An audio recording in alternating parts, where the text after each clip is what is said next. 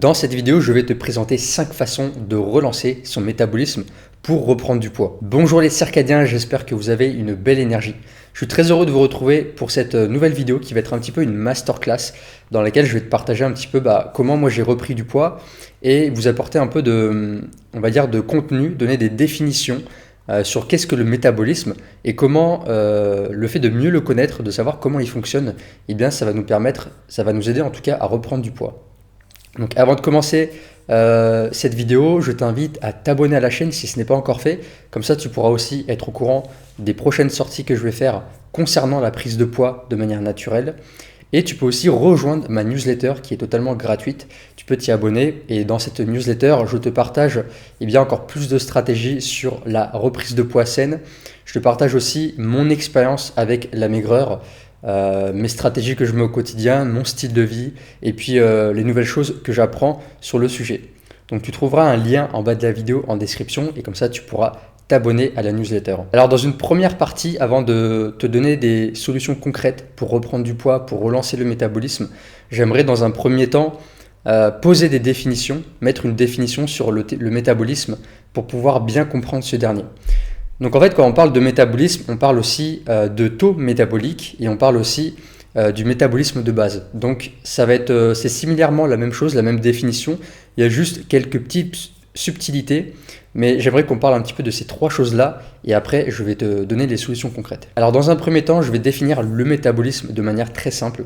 Donc tout simplement, ça désigne des processus chimiques qui se produisent dans le corps lorsque ce dernier transforme des aliments ou des boissons sous forme d'énergie qui vont être nécessaires au fonctionnement de l'organisme et de toutes les fonctions vitales. Donc dans ces fonctions vitales, on retrouve notamment la respiration, la température corporelle, la digestion des aliments, la production d'urine, la circulation sanguine, le fait aussi de réparer tous les tissus qui sont endommagés, mais aussi tout ce qui va être la production des hormones et la gestion hormonale. Ensuite, pour le taux métabolique, c'est tout simplement la vitesse à laquelle l'organisme dépense de l'énergie. Et enfin, concernant le métabolisme de base, c'est tout simplement le nombre minimum de calories que le corps a besoin pour fonctionner au repos. Et donc ça, pour le métabolisme de base, c'est vraiment différent selon les personnes, selon l'âge, le sexe, l'activité physique, etc. Et donc chaque jour, le corps va brûler de l'énergie.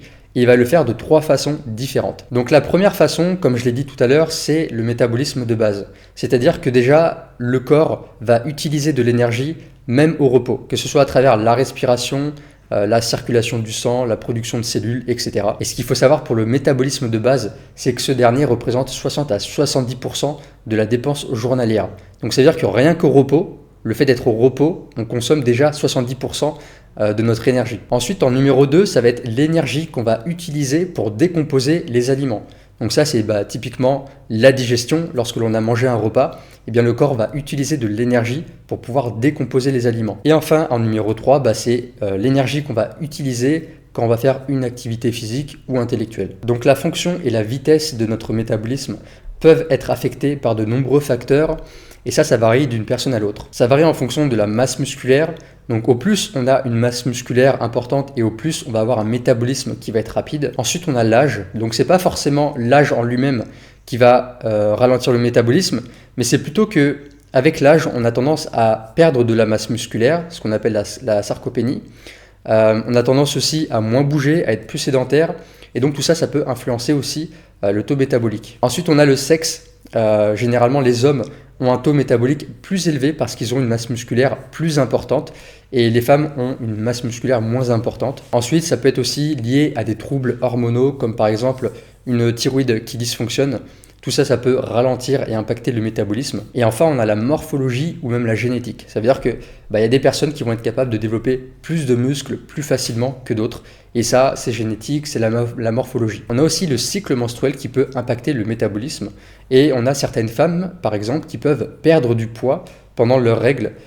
Ça, en fait, c'est lié à une augmentation du taux métabolisme et à l'élimination d'eau et de certains liquides pendant le cycle menstruel. Et donc là, je vais bientôt faire le lien entre le métabolisme et la maigreur, le fait de reprendre du poids, d'avoir des difficultés à reprendre du poids, c'est tout simplement lié au métabolisme s'il est rapide ou s'il est lent. Donc les personnes qui ont un métabolisme lent vont tout simplement brûler moins de calories que les personnes qui ont un métabolisme rapide. Et donc maintenant le lien entre la maigreur et le métabolisme, C'est tout simplement que lorsque l'on est maigre ou qu'on a du mal à prendre du poids, on va ralentir son métabolisme.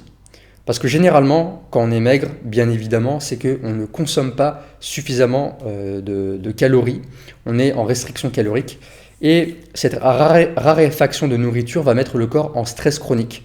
Pour lui, ça va être perçu comme du stress, comme un danger. Donc pour ce faire, il va économiser de l'énergie, parce que c'est un mécanisme de survie, et pour sa survie, parce qu'il va percevoir vraiment la raréfaction de nourriture, le fait de ne pas manger assez, comme un mode de survie.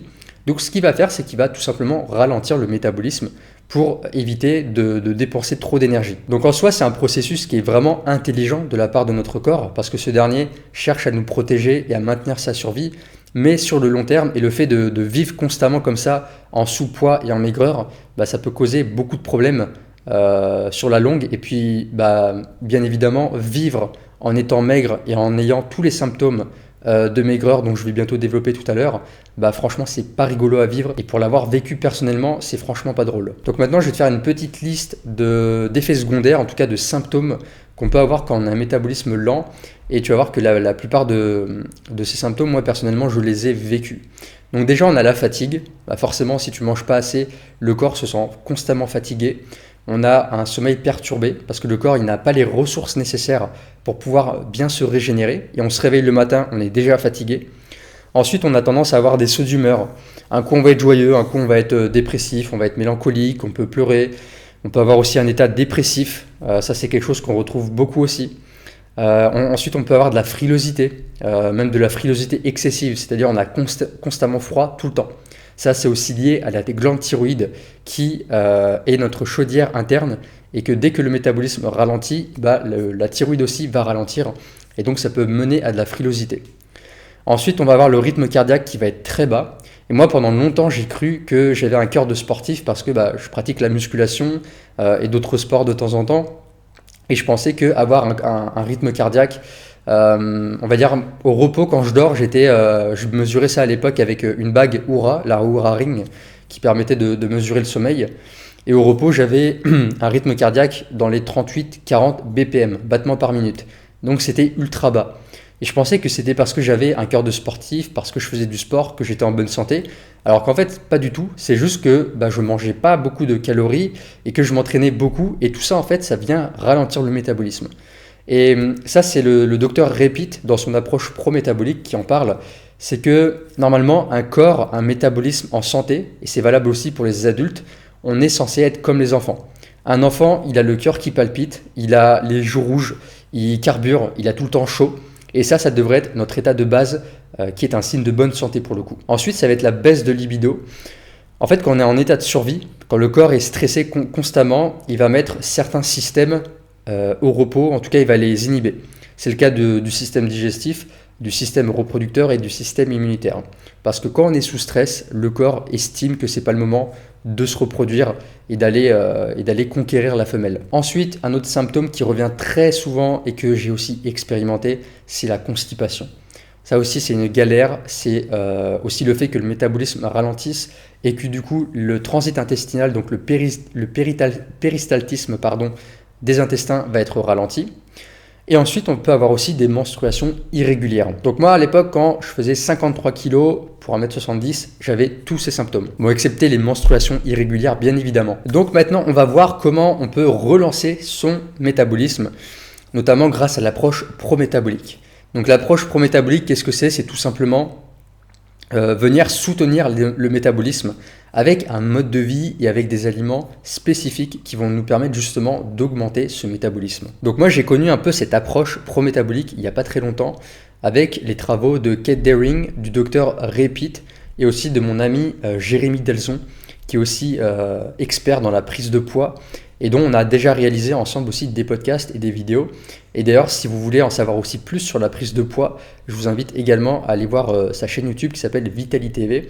Je vais mettre un lien en haut là, une petite annotation qui va s'afficher. Donc en premier, pour relancer son métabolisme, bien évidemment, ça va être d'augmenter son apport calorique et utiliser des calories de qualité. Ça, je vais y revenir après. Donc pour ça, il faut consommer en quantité suffisante des glucides, des protéines et des graisses. On ne va pas passer par des phases par des régimes restrictifs. Je vous conseille clairement pas tout ce qui va être le fait de supprimer un macronutriment. Donc par exemple, d'aller dans le cétogène, d'aller dans le véganisme, d'aller dans le HCLF. Tout ça, vraiment, je vous déconseille fortement si vous voulez reprendre du poids. Pour reprendre du poids, il vous faut des glucides, des protéines et des graisses. Donc clairement les amis, on oublie tout ce qui est cétogène, vegan, crudivore, HCLF, etc. Donc augmenter l'apport calorique avec ces 3 macronutriments, ça va permettre au corps de sortir du mode survie et de réduire le stress, donc de faire diminuer le cortisol. Et pour ça aussi, ce que je vous recommande, c'est de mettre l'accent sur les glucides simples. Donc dans l'approche pro-métabolique, idéalement, les glucides devraient représenter 50% de l'apport quotidien dans une journée. Donc encore une fois, je ne dis pas qu'il faut avoir une alimentation axée que sur les glucides. On n'est pas dans un régime HCLF. On a quand même un bon apport en protéines et en graisses de manière suffisante. Mais c'est simplement qu'il faut vraiment augmenter son apport glucidique pour pouvoir relancer le métabolisme. Et en fait, les glucides simples, ça va vraiment être une source d'énergie rapide pour le corps. Ça va être très digeste et le corps va pouvoir de suite l'utiliser comme forme d'énergie. Et ça va vraiment l'aider à réduire le cortisol et à le sortir de son état de stress. Donc dans les glucides simples, on va retrouver notamment les fruits séchés, le miel, les dattes et même dans l'approche pro-métabolique, on peut même conseiller le sucre en poudre, donc le sucre blanc, le sucre de coco, etc. Petite anecdote personnelle, quand j'ai augmenté mon apport de glucides, j'ai clairement vu la différence. Et j'ai repris du poids beaucoup plus rapidement, je suis devenu aussi moins frileux, je sentais que mon cœur battait beaucoup plus rapidement, que j'avais beaucoup plus d'énergie, beaucoup plus de jus aussi à l'entraînement parce que je m'entraîne, je fais du renforcement musculaire, de la musculation au poids de corps, mais aussi avec des anneaux, avec des élastiques, etc. Et j'ai clairement senti une différence dans mes entraînements et j'ai remarqué aussi que j'encaissais beaucoup mieux mes entraînements. Et du coup, moi, ce que j'ai intégré et ce que j'intègre aujourd'hui dans mon alimentation, ça va être principalement des fruits cuits, des fruits séchés comme les dattes, les figues séchées. J'aime bien aussi consommer de l'ananas séché, de la papaye. Je teste un petit peu tout ce genre de choses. Je consomme aussi des pâtes, même si je sais que c'est pas forcément la meilleure des choses. J'aime bien manger des pâtes de bonne qualité avec une bonne farine. Je peux aussi manger du riz blanc, basmati, des pommes de terre, des patates douces, de la farine de sarrasin, etc. En numéro 2, manger des graisses saturées de bonne qualité. Alors non, comme pourrait croire la croyance populaire, les graisses saturées ne sont pas dangereux. Ça ne cause pas de problèmes cardiaques, ça ne fait pas monter aussi le taux de mauvais cholestérol. Tout ça, ce sont des vieilles croyances qu'il faut balancer. Et si tu veux en savoir un petit peu plus sur le cholestérol, je t'invite vraiment à aller voir les travaux du docteur Michel Delorgeril, qui a fait qui a écrit des livres merveilleux sur le cholestérol et sur toute la propagande qu'on a fait autour de celui-ci. D'ailleurs, le corps, lui, a besoin de cholestérol. Et si tu veux reprendre du poids, ton corps a besoin de cholestérol pour pouvoir reconstruire ses cellules, maintenir une bonne santé au niveau des hormones sexuelles, au niveau des neurones, etc. Donc vraiment, le cholestérol, c'est une métrique qui est super importante. Donc les graisses saturées, pourquoi? Parce qu'en fait, ce sont des graisses qui vont être stables, qui ne vont pas s'oxyder, donc qui ne vont pas créer de radicaux libres, de déchets dans l'organisme. On appelle ça tout simplement graisse saturée parce qu'en fait, c'est saturé en hydrogène. Et c'est ce qui fait en fait que c'est une graisse qui est stable et notamment qui va être stable à la cuisson, c'est-à-dire qui va pas créer de l'acrylamide ou d'autres toxines. Et les graisses saturées, quand on en consomme, ça nous permet d'avoir une énergie beaucoup plus durable. Ça va améliorer aussi la production au niveau des hormones. C'est vraiment un sacré soutien pour la production hormonale, notamment la testostérone et l'œstrogène pour la femme. Ça va aussi stabiliser le sucre dans le sang. Donc dans les graisses saturées que moi je consomme personnellement et que je vous recommande ou vous propose d'expérimenter en tout cas, ça va être le beurre cru, le fromage au lait cru, le lait cru également, donc tous les produits laitiers crus, les viandes grasses comme le bœuf, le porc, l'agneau. On va aussi avoir le beurre clarifié pour la cuisson, ça c'est génial. L'huile de coco aussi, j'ai fait une vidéo il y a quelques temps sur l'huile de coco où je vous partage quelques manières que j'ai de l'utiliser. Et aussi que c'est une huile qui est très puissante pour booster le taux métabolique. Je vais mettre une petite annotation là en haut et tu pourras aller cliquer pour aller voir cette vidéo. Et on a aussi même le cacao cru 100%. Donc là, je ne parle pas de la tablette de chocolat Lindt ou voilà, avec du sucre et du chocolat au lait, mais vraiment la pure pâte de cacao 100%. Qui est beaucoup plus amère mais qui du coup est riche en graisses saturées est très bon pour la santé. Donc pour te partager le cas d'un client que j'ai accompagné il y a quelques temps, c'était un homme de 27 ans qui était danseur. Et sa problématique, c'est qu'il voulait aussi reprendre du poids, reprendre du muscle pour pouvoir être plus performant pendant la danse et notamment pour être capable de soulever des danseuses pendant ses représentations. Et du coup, moi, je lui ai proposé une alimentation plutôt ancestrale où je l'ai mis sur du beurre cru, du fromage au lait cru, voilà, une alimentation riche en graisses saturées et en viande. Donc a priori, je l'ai mis sur une diète plutôt grasse avec beaucoup plus de calories. Mais ce qui est paradoxal, c'est que derrière ça, il a perdu du poids, il a brûlé des graisses, pardon, et il a pris en masse musculaire. Il voyait ses abdos, il avait des épaules beaucoup plus galbées et beaucoup plus formées. Et ça, en fait, c'est le signe d'un taux métabolique beaucoup plus élevé. Le métabolisme, en fait, s'est activé avec une augmentation de l'apport calorique. Et derrière ça, quand on a un métabolisme qui est élevé, ça permet la combustion des graisses. Ensuite, en numéro 3, c'est super important de soutenir la thyroïde. Lorsqu'on est maigre, comme je l'ai expliqué tout à l'heure, le métabolisme ralentit et du coup, la thyroïde aussi peut se mettre à dysfonctionner et à ralentir. Donc la thyroïde, c'est une glande qui est vraiment essentielle pour la régulation du métabolisme. C'est en fait notre chaudière interne. Et en fait, c'est pour ça que quand on est maigre, quand on est maigre et que le métabolisme est lent, eh bien, on va être frileux parce qu'en fait, la thyroïde, va, elle, diminuer ses fonctions et du coup, ça va dysfonctionner au niveau de la chaudière interne. Donc, on va ressentir de la frilosité. Et souvent, on parle bien sûr d'hypothyroïdie quand la thyroïde est au ralenti. Donc, pour la soutenir, c'est ultra important d'avoir un repos suffisant. Donc de faire très attention à la qualité de son sommeil également, de faire attention aussi à la gestion du stress, ça j'en viendrai juste après, et d'avoir une alimentation dense en nutriments et en particulier consommer, donc augmenter son apport en sel de mer. Donc non, le sel n'est pas dangereux pour le cœur, ne fait pas augmenter la pression artérielle. Il y a des peuples à l'époque au XVIe siècle ou XVIIIe siècle en Europe qui consommaient jusqu'à 40 grammes, jusqu'à 70 grammes de sel par jour, c'est énorme. Donc je ne dis pas d'aller consommer jusqu'à 40 grammes de sel, c'est pas l'idée, mais vraiment d'augmenter son apport en sel, de saler vos plats, de mettre une pincée de sel à chaque fois que vous buvez un verre d'eau, ça va être très important. Ensuite on a le sélénium, qui est aussi un minéraux très important pour l'organisme. Ça on va le retrouver notamment dans les noix du Brésil. Et ensuite on a la vitamine A, je précise bien la vitamine A d'origine animale et non d'origine végétale, parce que tout ce qui est issu des végétaux est beaucoup moins biodisponible et assimilé par le corps. Et on a aussi le zinc qui est aussi important pour le soutien de la thyroïde. Donc parmi les aliments que tu peux consommer pour soutenir ta thyroïde, tu vas avoir les œufs, donc le sel de Guérande ou la fleur de sel. Tu peux aussi consommer des algues séchées, ça c'est très riche en iode. Des abats aussi, notamment le foie qui va être riche en vitamine A. Tu peux consommer aussi des viandes grasses, riches en zinc également. Et les noix du Brésil dont je viens de te parler, qui sont très riches en sélénium. Donc la noix du Brésil, je ne recommande pas d'en consommer plus de 3 par jour parce que c'est tellement riche en sélénium que ça peut créer une intoxication. Ce que je recommande aussi avant de consommer les noix du Brésil, c'est de les faire tremper toute une nuit dans l'eau pour améliorer leur biodisponibilité et retirer un petit peu les antinutriments. Donc en numéro 4, je l'ai mentionné il y a quelques instants, c'est la gestion du stress. Quand on est maigre, le corps perçoit ça comme un danger. Donc ce qu'il va faire, c'est qu'il va se mettre en état de stress, il va augmenter les hormones du stress, notamment le cortisol et aussi l'adrénaline. Et du coup, quand on est maigre, on va rester en état de stress chronique. C'est-à-dire que tous les jours, on va avoir un excès de cortisol dans le corps. Et ça, sur le long terme, c'est très nocif pour la santé. Ça va inhiber la thyroïde, ça va faire ralentir, chuter le métabolisme et ça va aussi faire diminuer la production d'hormones sexuelles. Donc comment on fait pour réduire son stress et pour faire baisser son taux de cortisol ? Déjà, comme je l'ai mentionné, ça va être d'augmenter l'apport calorique, avoir un repos suffisant, avoir une alimentation dense en nutriments, et notamment avec le sucre. C'est vraiment le sucre, en fait, les glucides qui vont permettre de faire baisser le cortisol. Passer du temps en nature, faire des exercices de respiration, de manière générale, apporter du calme dans son quotidien, faire des activités relaxantes.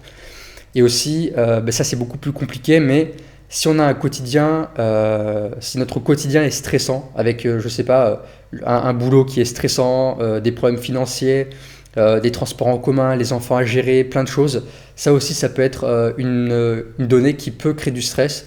Donc, idéalement, c'est d'essayer de trouver des solutions dans son quotidien pour ralentir, pour diminuer au maximum tout ce qui peut nous créer de l'anxiété et du stress. Et là, je te partage le cas d'une cliente que j'ai eue il y a quelques temps, Donc c'est une femme de la trentaine qui avait des troubles de sommeil pendant 6 ans. Parce qu'en fait, il y avait sa petite fille qui ne dormait pas la nuit. Donc pendant 6 ans, en fait, elle a galéré au niveau de son sommeil. Et donc pendant l'accompagnement, je lui ai vraiment martelé l'importance du sommeil. Vraiment l'importance de se coucher à la même heure, de se lever à la même heure, de mettre toutes les bonnes conditions en place pour optimiser son sommeil. Et en l'espace de quelques temps, ce qui est ultra intéressant et très puissant, c'est qu'il y a une grande partie de ces problèmes qui sont résolus. Notamment pendant l'accompagnement, on a aussi travaillé sur les troubles digestifs qu'elle avait, sur la fatigue, sur voilà, toute cette sphère-là. Et en fait, en améliorant le sommeil, eh bien, sa digestion s'est améliorée, elle a été capable de manger plus, de mieux digérer ses aliments, donc d'avoir plus d'énergie à côté et d'être de meilleure humeur. Et après, sur le court terme, elle a pu reprendre le sport petit à petit. Et ensuite, en numéro 5, ça va être d'améliorer la digestion. Quand on est en sous-poids, la digestion est ralentie parce que le métabolisme est ralenti. Et du coup, le transit aussi va être ralenti. Et ça, c'est quelque chose qu'on va retrouver très souvent chez les maigres, c'est qu'on va être constipé.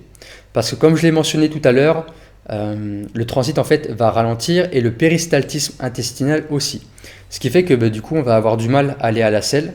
Et aussi, un truc qui est logique, c'est que vu qu'on mange peu, eh bien, on va moins souvent à la selle. Et moi, personnellement, pour avoir vécu la constipation quand j'étais en sous-poids, c'est super chiant, c'est vraiment invivable.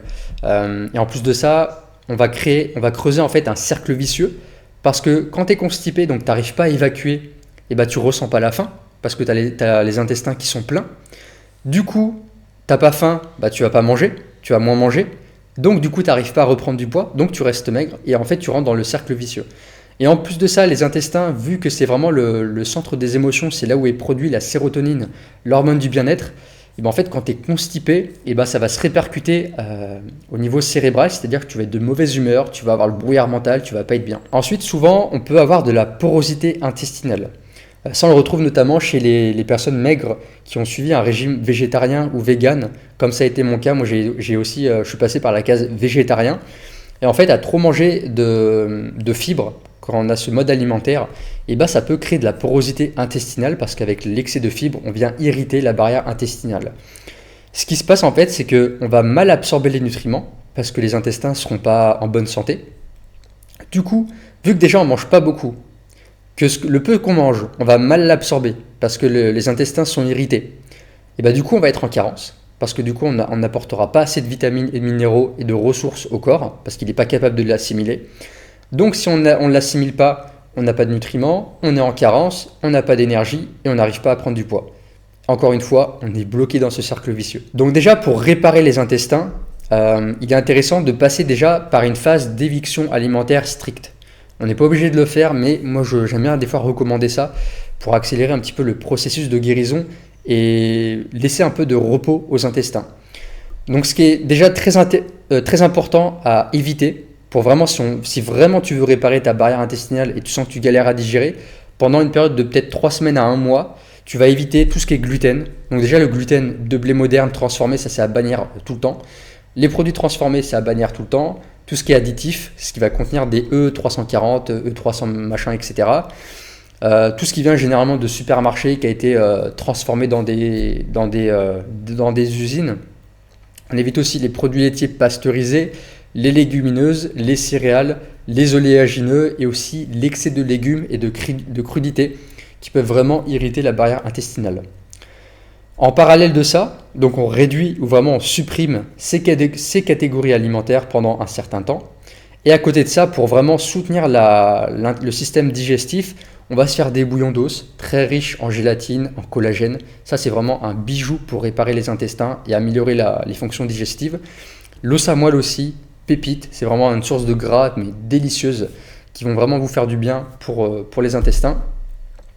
Et puis après, on va consommer des viandes grasses, ceux que j'ai mentionnés tout à l'heure, des œufs, du lait cru et des sucres naturels simples à digérer comme par exemple les fruits. Si les fruits aussi ça peut être irritant, ça peut faire ballonner selon l'état de ton système digestif, tu peux les faire cuire. Moi personnellement j'adore consommer des pommes cuites, des figues cuites, des poires cuites, etc. avec un repas à côté. Tu peux aussi consommer des fruits séchés. Personnellement moi la date c'est mon fruit sec le préféré qui est ultra digeste et qui apporte aussi des micronutriments. Le miel, Moi, je dois dégommer 1 kg de miel en même pas un mois, donc j'en mange vraiment beaucoup. La pomme de terre, la patate douce, tout ce qui va être tubercule de manière générale. Et après, ce qui est intéressant, ça peut être les farines. Farine de patate douce, farine de sarrasin. Moi, c'est ce que je consomme aussi, j'aime beaucoup. Et aussi, après, en petite quantité, ça va être les légumes cuits. Et là, je te partage encore une fois le cas d'un client que j'ai eu en accompagnement. Donc, c'était un homme de la trentaine. Et en fait, tous les matins, il commençait sa journée avec une diarrhée. Donc, il me disait que c'était vraiment de la soupe. Du coup, ce qu'on a fait, c'est qu'on a revu son alimentation. On a supprimé des catégories d'aliments, donc notamment tout ce qui était légumineuses, les oléagineux. Il consommait aussi du beurre de cacahuète, enfin de la purée de cacahuète, même bio. Ça, on l'a enlevé. On a enlevé aussi le gluten de blé moderne qui colle en fait dans les intestins. Et du coup, je l'ai mis sur une alimentation riche en graisses saturées, avec des bons sucres, des bons glucides. Et au bout de quelques semaines, il m'a envoyé un message et il m'a dit « Putain, je suis trop heureux pour la première fois depuis très longtemps. J'ai enfin fait un caca moulé. » Et donc oui, ça fait plaisir d'avoir un client qui te dit qu'il a fait un caca bien moulé. Donc voilà, quand on veut reprendre du poids, pour moi, je trouve que c'est vraiment important de comprendre le métabolisme. Parce que c'est vraiment en fait ce paramètre-là qui va nous permettre de reprendre du poids. Et donc de savoir comment il fonctionne, et ben, ça va nous permettre de mettre les actions en place pour reprendre du poids de manière saine.